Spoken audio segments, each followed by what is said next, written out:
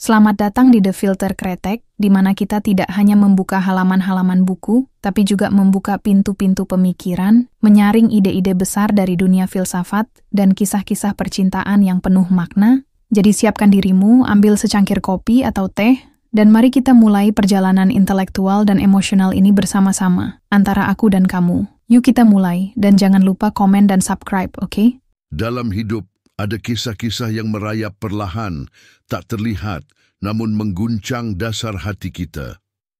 Me Before You karya Jojo Moyes bukan sekadar kisah cinta, tapi sebuah perenungan mendalam tentang martabat manusia, keinginan untuk tetap memiliki kendali atas hidup sendiri, dan cinta yang tak hanya memberi, tapi juga melepaskan. Louisa Clark atau Lou bukanlah sosok luar biasa. Ia gadis biasa dari kota kecil, hidup di tengah keterbatasan ekonomi dan ruang gerak. Warna hidupnya adalah baju-baju nyentrik, ikat rambut mencolok, dan rutinitas di kafe tempatnya bekerja. Dunianya sempit, langkah-langkahnya pendek. Ia tidak punya ambisi besar, hanya ingin stabil dan aman. Dua hal yang terasa mewah dalam kondisi keluarganya. Namun hidup tak menunggu kesiapan siapapun. Saat kafe tempatnya bekerja tutup, Lu terpaksa mencari pekerjaan baru. Tawaran datang menjadi perawat pribadi bagi seorang pria lumpuh total akibat kecelakaan. Lu tidak tahu bahwa di balik pekerjaan itu ada sebuah dunia yang akan mengubah segalanya. Will Trainer dulunya adalah pria yang hidup sepenuh tenaga, berpergian ke penjuru dunia, menantang bahaya, mengendalikan bisnis besar. Namun, sebuah kecelakaan, motor mengubahnya menjadi seorang penderita kuadriplegia, lumpuh dari dada ke bawah, tergantung pada kursi roda dan bantuan medis sepanjang waktu. Hidup yang dulu penuh gairah kini menjadi penjara yang sunyi. Pertemuan pertama, mereka dingin dan canggung. Will bersikap sinis, tajam dan menjauh. Lou gugup, merasa tidak berguna, bahkan tak yakin mampu bertahan seminggu. Tapi waktu mengikis tembok-tembok itu, Lu tak menyerah. Di balik kecerobohannya, ia memiliki empati yang tulus. Sedikit demi sedikit, Will mulai membuka diri. Mereka tertawa bersama, bertengkar, berbagi cerita, dan perlahan tumbuhlah ikatan yang dalam. Sebelum lanjut, don't forget to comment, like, and subscribe. Namun kemudian Lu mengetahui rahasia besar. Will berniat mengakhiri hidupnya melalui euthanasia di Swiss. Ia telah meminta waktu 6 bulan dari keluarganya. Sebelum mengeksekusi keputusan itu, Lu hancur, tapi ia tidak pasrah. Ia bertekad mengisi hari-hari Will dengan keindahan, petualangan, dan harapan agar ia mengubah keputusannya. Dimulailah serangkaian rencana penuh semangat, perjalanan ke kebun, binatang, konser klasik, pesta ulang tahun, bahkan liburan ke luar negeri. Lu mengajak Will melihat dunia dari sudut pandangnya, bukan dari kursi roda tapi dari hati. Mereka mulai saling mencintai, tidak dalam gairah yang bergejolak, tapi dalam kedalaman yang sunyi, dalam keheningan saling mengerti. Namun, cinta tidak selalu berarti kemenangan. Will adalah sosok yang dulu hidup dengan penuh kontrol. Kehilangan kendali atas tubuhnya adalah luka terdalam. Ia mencintai Lu, tapi ia juga tahu cinta bukanlah alasan untuk memaksakan hidup yang ia rasa bukan miliknya lagi. Dalam salah satu percakapan paling emosional, ia berkata bahwa Lu telah memberinya kembali rasa menjadi manusia. Tapi itu belum cukup. Liburan mereka ke Mauritius menjadi penutup kisah mereka. Lu akhirnya menyatakan cintanya, berharap Will berubah pikiran. Tapi Will tetap pada keputusannya. Ia ingin Lu hidup sepenuhnya, tapi ia sendiri tak mampu melanjutkan hidup seperti ini. Ia meminta Lu menemaninya hingga akhir. Di Swiss, dalam ruangan yang hening, Will menghembuskan napas terakhirnya dengan tenang. Lu memegang tangannya hingga akhir.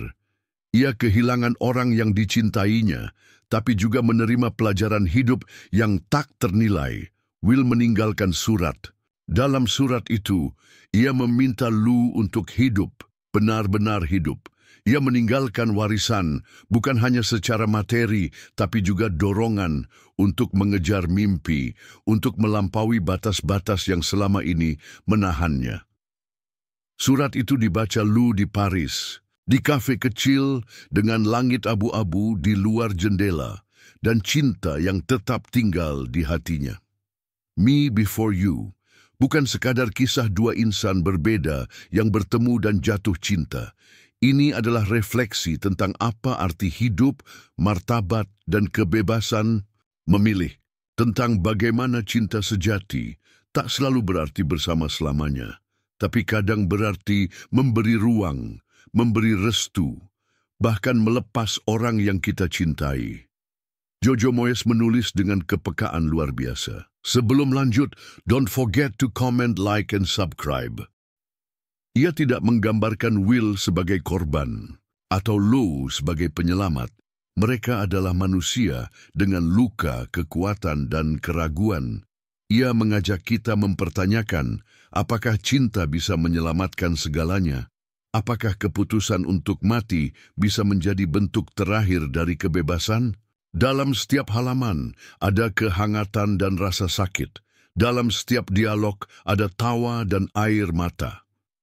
Kita melihat Lu tumbuh dari gadis polos yang takut meninggalkan zona nyaman menjadi perempuan yang siap menghadapi dunia. Dan kita melihat Will yang meskipun pergi tetap memberi hidup kepada orang yang ia cintai. Ini adalah kisah tentang kehilangan, tapi juga tentang awal baru. Tentang akhir yang menyakitkan, namun juga pembebasan. Tentang bagaimana hidup kadang membawa kita ke tempat-tempat yang tak pernah kita bayangkan, dan bagaimana cinta sejati mampu mengubah segalanya, bahkan dalam keterbatasan. Me Before You akan membuatmu tertawa, menangis, marah, dan merenung. Tapi yang paling penting, ia akan membuatmu bertanya pada dirimu sendiri, bagaimana aku menjalani hidupku? Sudahkah aku hidup sepenuhnya? Dan dalam keheningan akhir cerita kita tahu, meski cinta tidak menyelamatkan semuanya, ia tetap layak dirayakan. Karena dalam cinta kita menemukan makna, dan dalam kehilangan kita menemukan kekuatan untuk terus berjalan. Lebih jauh lagi, kisah ini menyentuh isu-isu sosial yang sensitif namun penting. Hak individu atas hidup dan kematian, kualitas hidup bagi penyandang disabilitas, dan batasan antara kasih sayang dan hak untuk memilih. Moyes tidak memberikan jawaban mudah. Ia menyuguhkan kenyataan yang rumit, penuh lapisan, dan menantang kita untuk memahami tanpa menghakimi. Kita melihat bagaimana keluarga Will sendiri terpecah. Sang ibu yang berpegang pada harapan, sang ayah yang lebih diam, dan kakak perempuannya yang mencoba realistis. Semua terjebak antara cinta dan kepedihan. Dan Lu, sebagai orang luar yang menjadi pusat dunia Will, harus bergulat dengan pertanyaan yang jauh lebih besar dari sekadar mengapa. Apakah ia berhak mengubah keputusan seseorang yang tidak ingin lagi hidup seperti ini? Kisah Lu dan Will mengajarkan bahwa cinta bukanlah tentang menyelamatkan seseorang, tetapi tentang berjalan bersama, bahkan ketika jalan itu menuju perpisahan. Sebelum lanjut, don't forget to comment, like, and subscribe. Dalam relasi mereka, tidak ada pahlawan dan tidak ada korban, hanya dua manusia yang mencoba bertahan, memberi makna pada sisa waktu yang mereka miliki.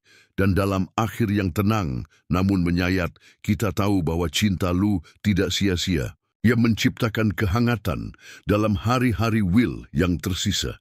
Ia memberi alasan bagi Will untuk tersenyum lagi. Ia menjadi jendela bagi Will untuk melihat dunia, meski tubuhnya tak lagi bisa merasakannya. Dan Will, meski pergi, meninggalkan jejak abadi dalam hidup Lu. Jejak yang akan menuntunnya ke masa depan yang lebih luas, lebih berani, dan lebih berarti. Me Before You bukan sekadar cerita cinta. Ia adalah panggilan untuk hidup, untuk mencintai dengan penuh, untuk menghormati pilihan, dan untuk berani menghadapi kehilangan. Sebuah kisah yang akan tinggal dalam hati pembaca lama setelah halaman terakhir ditutup. Don't forget to comment, like, and subscribe.